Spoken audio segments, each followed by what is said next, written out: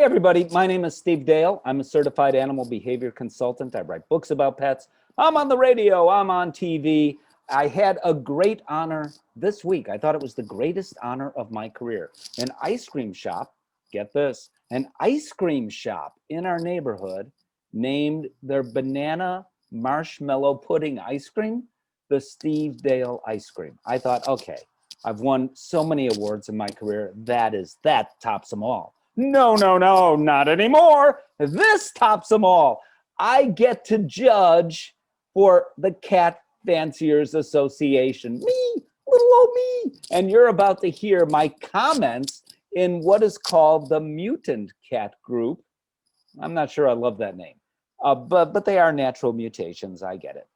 In a moment. First, I want to talk about two things. I'm on the board of directors of the Human Animal Bond Association, and I'm also, for 13, 14 years, on the board of directors of the WIN Feline Foundation, which for over 50 years has been raising money for cat health studies. Pretty much everything we know about, well, you name it, was raised by the WIN Feline Foundation. I want to talk about hypertrophic cardiomyopathy, or HCM. And the reason for that is I began a fund called the Ricky Fund with the WIN Feline Foundation. And here's how that happened. I had a Devon Rex. That's right, a Devon Rex cat. I love Devon Rex cats. I admit it. A Devon Rex cat named Ricky. Ricky was the most outgoing cat ever.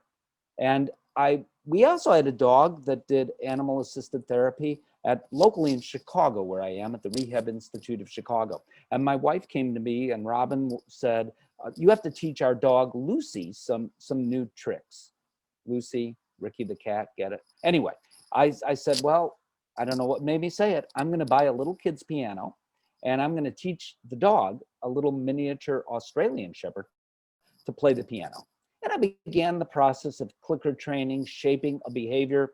So I'd click the clicker, give Lucy a treat if she raised the paw toward the piano and a little closer toward the piano, and it was going fine. I had closed the door, I thought, in the room I was in, but I did not completely close the door. And in walks Ricky the cat, who looks at me, looks at the piano, and then goes on the piano. And I thought, what am I fooling around with this dog for? I have a prodigy. Well, fast forward the clock a couple of months, and we were on every TV station in town and eventually on national TV.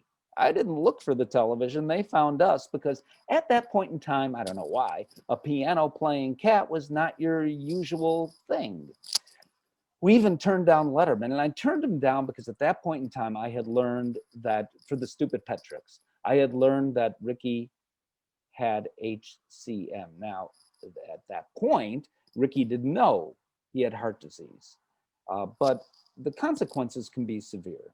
The consequences can be a cat throws a thromboembolism. The consequence can be that the cat dies suddenly.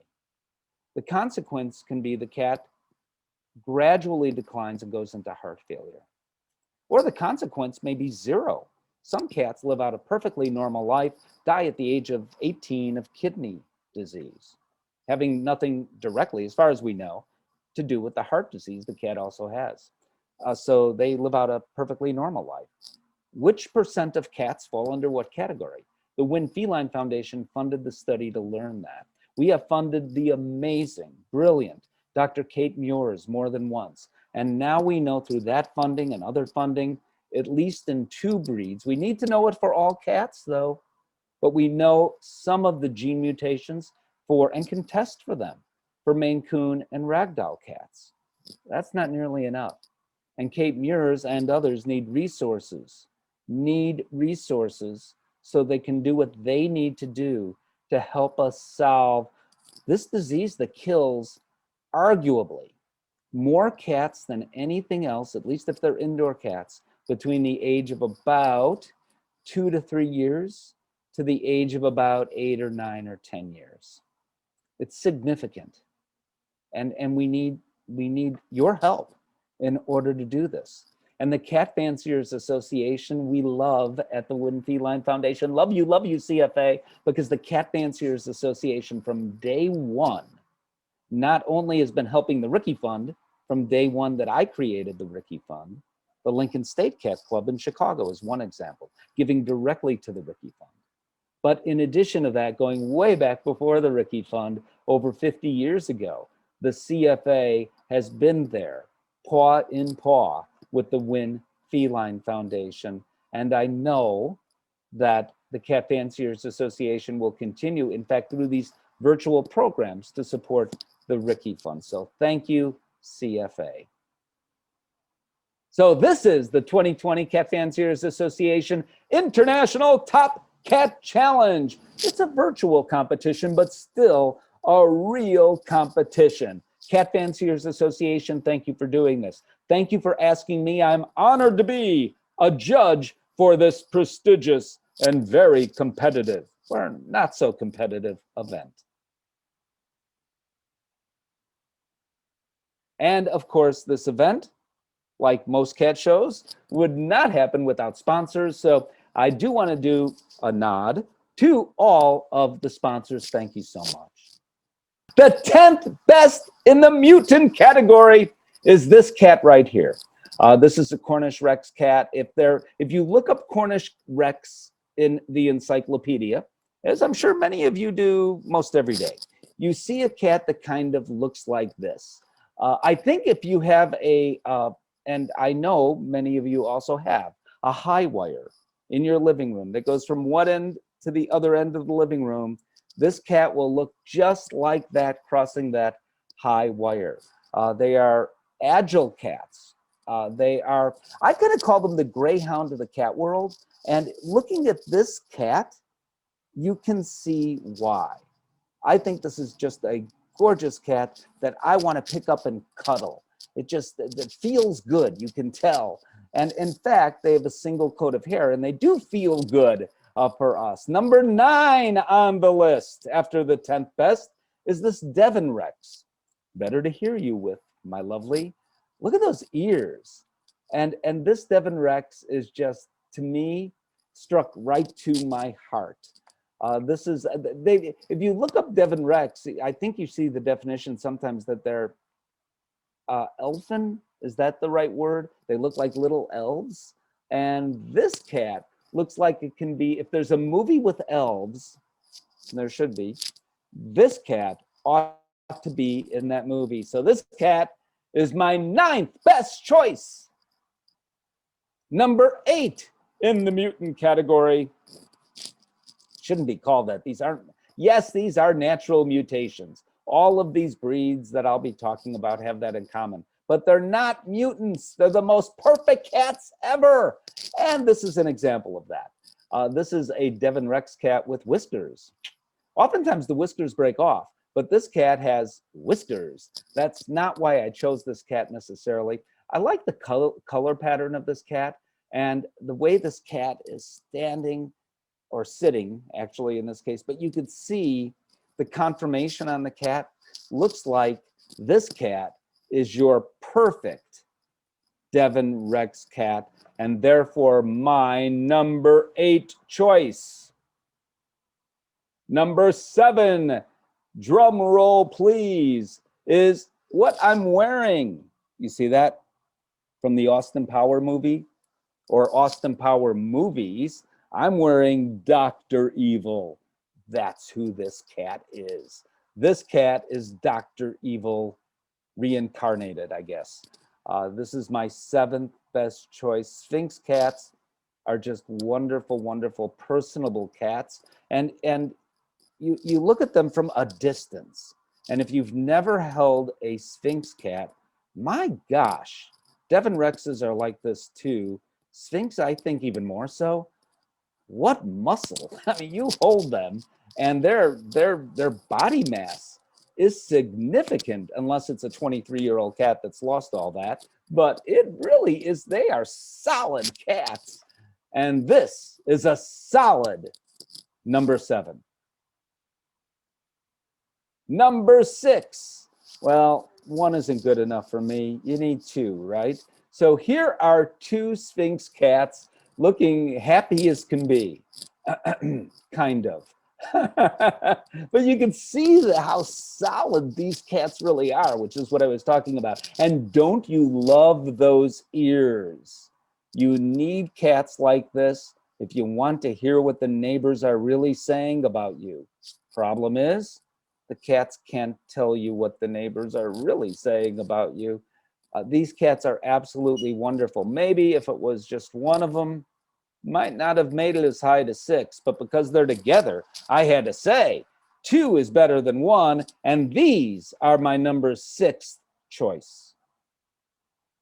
Number 5 on the list is a cat that is looking right into your heart, this Devon Rex cat, and look at those eyes. That's the thing about cats, or one of the 1,782,612 things about cats that I just am inspired by, and I don't even know really the right word to describe. When cats look at you in the eye and you see eyes like this, that only are created. Whoever created cats should have done a better job with kidneys, right? But have done a magical job with eyes. And magical is quite the right word for these eyes, which are quite magical. These are way better than those Betty Davis eyes that King Karen sang about a long time ago. And this is my 5th best choice. I'm also partial to red guys, red tabbies, love them. Number 4 on the mutant list is this Cornish Rex. Again, if you were to look up Cornish Rex in the CFA encyclopedia or the Funkin' Wagnalls, that dates me, you will see a cat that kind of looks like this. This is your typical, and they really do sit like this, right? That's the thing. Cornish Rex, I mean, this isn't only an artist impression.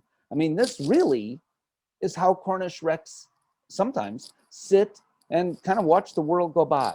And aren't they beautiful? They do look like, as I mentioned earlier, kind of like they remind me anyway of a canine sighthound in a sense. So this is my 4th best choice for your beautiful Cornish Rex. At number 3, it is about time we have one of those blah, blah, blah, blah, blah, scary Woolworth, that was a department store, werewolf cats. And this is my 3rd best choice. This is called a Lycoid cat, if you're not familiar. Look at those eyes. How can you ever throw anything in this trash can again? I don't know that they look like werewolves per se, always. Some of them kind of do, but they look like nothing I've ever seen in the cat world before. And their personalities are so appealing, at least the few that I've met. I can't say I've met hundreds and hundreds, maybe over 1,000 Devon Rex, close to that many Cornish Rex. I've met 8, something like that, Lycoid cats, but they fascinate me. And this Mr. or Miss, not sure, fascination is my 3rd best choice. Here we go down to the wire. Drum roll, please, for those odd eyes. Number 2 on this list is this Devon Rex cat.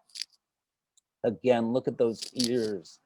Devon Rex with whiskers intact. And as I mentioned, I don't know, there's a green eye, there's a blue eye. The blue eye looks like I want to be green. The green eye is kind of looking like I kind of want to be blue. And that coat, you can't get a full feel, but if you really look at it the best you can, from what we see from the neck and the shoulders here, this coat is perfect as a Devon Rex coat. So this is my 2nd choice, a Devon Rex cat who looks like I'm about to do something, maybe pounce on a toy. I don't know. My 2nd best choice, Devon Rex. And here we go. Number 1 on the list. It's the eyes that got me, and maybe more profound because of the background here. But this is my best in show for mutant cats, this solid Devon Rex cat. I can't tell for sure, but it looks like a male to me. Just the look of this cat. Experts can, I mean, many experts are watching. You guys probably know. But this cat, again, whiskers intact, not that that's necessarily a plus. Look at the coat, that is a plus. And the attention this cat has, probably there's tuna on the camera. I'm not sure. What an honor for me to be here. Thank you so much, Cat Fanciers Association. I love you guys. I love what you do. Keep doing what you do because it's important that we have cats, I think, with predictable personalities as an option for folks.